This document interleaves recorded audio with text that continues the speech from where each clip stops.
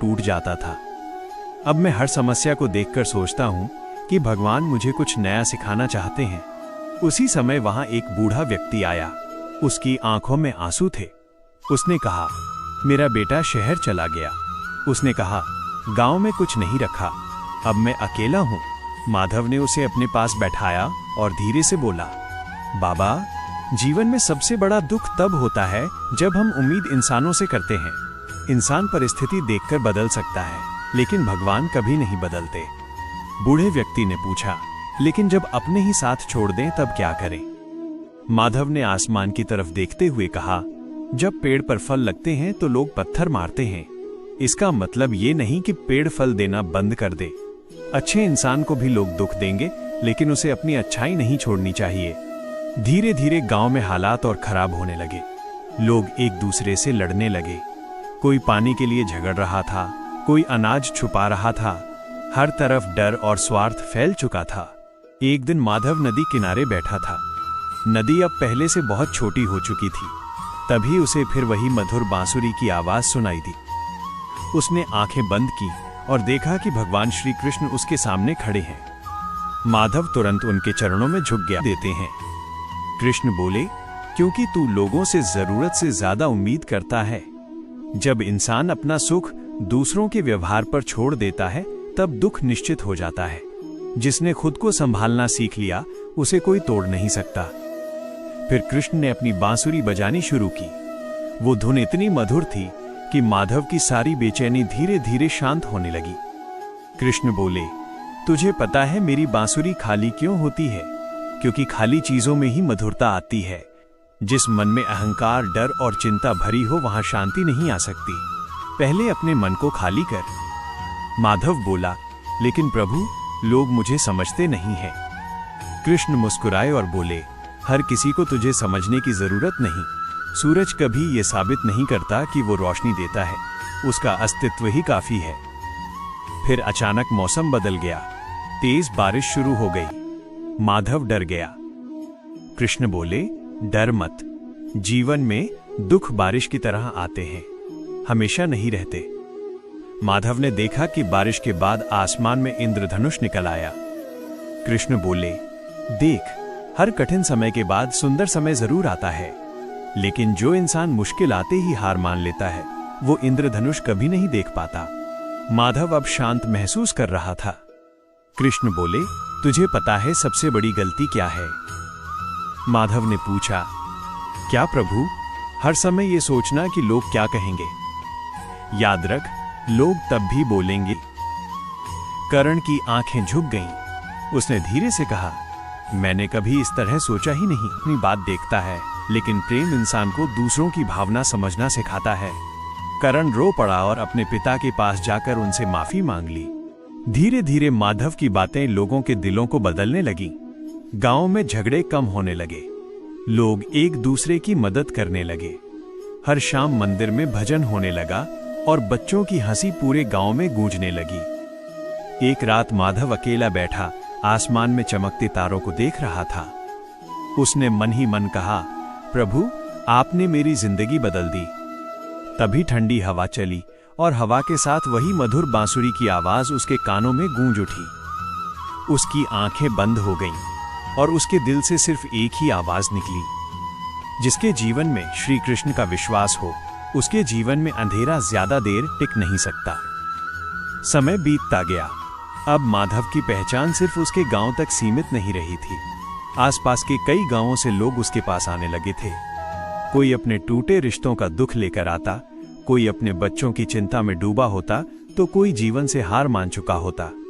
माधव सबको धैर्य से सुनता और फिर बहुत सरल शब्दों में ऐसी बातें कहता जो सीधे दिल को छू जाती थी।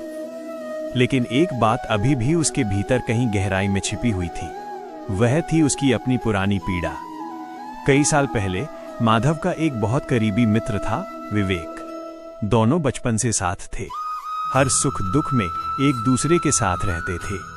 लेकिन जब माधव के पिता बीमार पड़े और घर की हालत खराब हुई, तब उसी विवेक ने पैसों के लालच में माधव को धोखा दे दिया था। उसने गांव वालों के सामने माधव के परिवार को झूठा साबित कर दिया था। उस घटना ने माधव को अंदर से तोड़ दिया था। हालांकि अब वो लोगों को क्षमा और शांति की बात। जिंदगी में सब कुछ कमाया लेकिन सुकून नहीं मिला। रात भर नींद नहीं आती, हर समय डर लगा रहता है कि कहीं मेरा सब कुछ छिन न जाए। माधव मुस्कुराया और उसे नदी किनारे ले गया। उसने व्यापारी से पूछा, तुम्हें सबसे ज्यादा डर किस बात का है? व्यापारी बोला, मेरे पास जो कुछ है उसे खोने का। माधव ने नदी से थोड़ा पानी अपने हाथ में लिया और बोला, इस पानी को कसकर पकड़ो। व्यापारी ने अपनी मुट्ठी बंद कर ली। धीरे धीरे पानी उसकी उंगलियों से बाहर निकलने लगा। माधव बोला, जिंदगी भी ऐसी ही है। जिन चीजों को इंसान जरूरत से ज्यादा पकड़कर रखना चाहता है, वही चीजें उसे सबसे ज्यादा दुख देती हैं। व्यापारी चुप हो गया। माधव बोला, धन रखना गलत नहीं है, लेकिन धन को दिल में रखना गलत है। जिस दिन इंसान का मन सिर्फ पैसे के इर्द गिर्द घूमने लगे, उस दिन उसकी शांति खत्म हो जाती है। व्यापारी की आंखें नम हो गईं। उसने कहा, तो फिर सच्चा सुख कहाँ मिलता है? माधव ने आसमान की तरफ देखते हुए कहा, जहां लालच खत्म होता है वहीं से सुकून शुरू होता है। उसी समय मंदिर से शंख की आवाज आई। हवा में चंदन की खुशबू फैल गई। माधव कुछ पल के लिए शांत हो गया, जैसे किसी की उपस्थिति को महसूस कर रहा हो। रात को जब वो मंदिर में बैठा, भगवान श्री कृष्ण का ध्यान कर रहा था, तभी अचानक उसे फिर वही दिव्य प्रकाश दिखाई दिया। उसके सामने श्री कृष्ण खड़े मुस्कुरा रहे थे। माधव तुरंत भावुक होकर बोला, प्रभु, लोग इतनी चिंता क्यों करते हैं जबकि सब कुछ आपके हाथ में है? कृष्ण धीरे से बोले, क्योंकि इंसान को अपने नियंत्रण पर बहुत घमंड होता है। उसे लगता है कि वो सब कुछ संभाल सकता है, लेकिन जब परिस्थितियां उसके अनुसार नहीं चलती, तब वो टूटने लगता है। माधव ने पूछा, तो फिर चिंता से मुक्त कैसे हुआ जाए? कृष्ण बोले, जिस दिन इन बच्चे हंसते खेलते थे, बुजुर्ग शांति से बैठकर भगवान का नाम लेते थे, और गांव के लोग अब माधव की बातों को सिर्फ सुनते नहीं थे, उन्हें अपने जीवन में उतारने भी लगे थे। लेकिन जीवन कभी एक जैसा नहीं रहता। एक दिन गांव में एक दुखद खबर आई। गांव के सबसे बुजुर्ग और सम्मानित व्यक्ति दीनानाथ जी अचानक बहुत बीमार पड़ गए। पूरा गांव उन्हें देखने पहुंचा। दीनानाथ जी ने पूरी जिंदगी लोगों की मदद की थी, कभी किसी का बुरा नहीं किया था। फिर भी आज वो दर्द में थे। ये देखकर कई लेकिन कोई ये नहीं समझ पाता था कि उसके मन के भीतर कितनी आवाजें हर वक्त लड़ रही हैं। माधव बचपन से ही भगवान श्री कृष्ण का भक्त था। उसके घर में एक छोटी सी कृष्ण जी की मूर्ति थी, जिसके सामने वो रोज दीपक जलाता था। लेकिन अब उसकी पूजा भी सिर्फ एक आदत बनकर रह गई थी। मन में शांति नहीं थी। वो भगवान से प्रार्थना तो करता था, लेकिन भीतर से हमेशा डरा रहता था। उसे लगता था कि दुनिया में हर इंसान उसे धोखा देगा, हर काम में असफलता मिलेगी और उसका भविष्य अंधकार से भरा है। एक रात वो अपने घर की छत पर बैठा आसमान को देख रहा था। चारों तरफ सन्नाटा था। दूर मंदिर से बांसुरी की हल्की आवाज आ रही थी। उसके मन में अचानक एक सवाल उठा, अगर भगवान सच में मेरे साथ हैं, तो मैं इतना परेशान क्यों हूं? उसकी आंखों से आंसू बहने लगे। उसने हाथ जोड़कर कहा, हे कृष्ण, अगर आप सच में मेरे साथ हो तो मुझे रास्ता दिखाओ, मैं अब थक चुका हूं। उसी रात उसे एक अद्भुत सपना आया। उसने देखा कि वो एक सुनसान रास्ते पर अकेला चल रहा है। चारों तरफ घना अंधेरा था। उसके कदम डर से कांप रहे थे। तभी अचानक सामने हल्की रोशनी दिखाई दी। जैसे जैसे वो आगे बढ़ा, उसने देखा कि एक विशाल पीपल के पेड़ के नीचे पीले वस्त्र पहने, सिर पर मोरपंख लगाए, हाथ में बांसुरी लिए भगवान श्री कृष्ण खड़े मुस्कुरा रहे हैं। माधव उन्हें देखते ही रो पड़ा और उनके चरणों में गिर गया। श्री कृष्ण ने उसके सिर पर हाथ रखा और बोले, माधव, तू इतना परेशान क्यों है? माधव बोला, प्रभु, मुझे हर समय चिंता सताती रहती है। मुझे डर लगता है कि कहीं मैं हार न जाऊं, कहीं लोग मुझे छोड़ न दें, कहीं मेरा भविष्य खराब न हो जाए। मेरा मन हमेशा अशांत रहता है। कृष्ण मुस्कुराए और बोले, जिस इंसान को हर समय भविष्य की चिंता रहती है, वो वर्तमान की खुशियों को खो देता है। तो उस किसान की तरह हो गया है जो बीज बोने से पहले ही फसल खराब होने का दुख मनाने लगता है। माधव चुपचाप उनकी बातें सुनता रहा। कृष्ण बोले, क्या तूने कभी नदी को देखा है? वो हर पत्थर से टकराती है लेकिन रुकती नहीं। अगर नदी ये सोचने लगे कि आगे पत्थर आएंगे तो वो बहना ही छोड़ देगी। जीवन भी ऐसा ही है, जो आगे आने वाली परेशानियों के डर से आज जीना छोड़ देता है, वो कभी सुख नहीं पा सकता। माधव ने कहा, लेकिन प्रभु, जब मन में डर अपने आप आ जाए तो क्या करें? श्री कृष्ण बोले, डर तब पैदा होता है जब इंसान खुद पर और भगवान पर भरोसा खो देता है। याद रख, जिस दिन तूने ये मान लिया कि जो होगा अच्छा ही होगा, उसी दिन तेरी आधी चिंता खत्म हो जाएगी।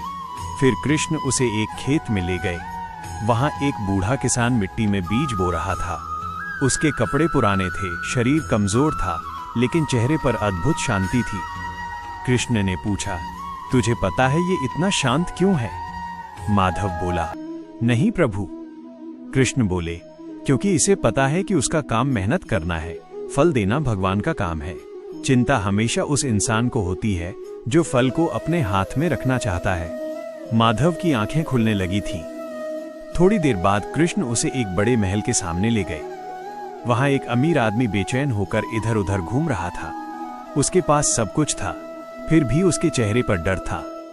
कृष्ण बोले, देख माधव, जिसके पास बहुत धन है उसे खोने का डर है, जिसके पास कुछ नहीं है उसे पाने की चिंता है। इस संसार में चिंता का अंत कभी नहीं होगा, लेकिन जो इंसान हर परिस्थिति में भगवान पर भरोसा करना सीख जाता है, वो भीतर से मजबूत हो जाता है।